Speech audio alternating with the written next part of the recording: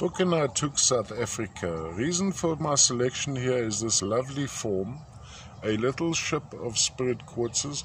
Color wise, we're looking at a very, very light amethyst, but to be sure, let me show you what happens.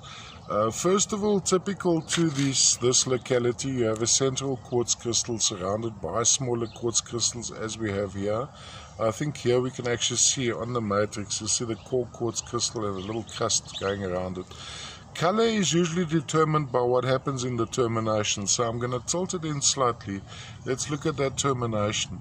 Usually the color is concentrated around the outside edges of the crystals. There's a very, very fine shade of the amethyst here. Now the yellow coloration you'll see associated would be partial coating, partial inclusion of hematite in stages of oxidation going into goethite.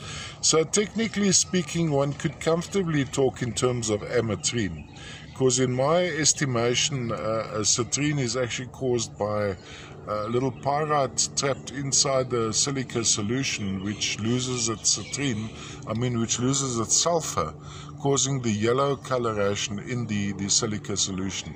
At the end of the day, it's all quartz, silica of course, but quite interesting. So technically speaking, some may call this ametrine.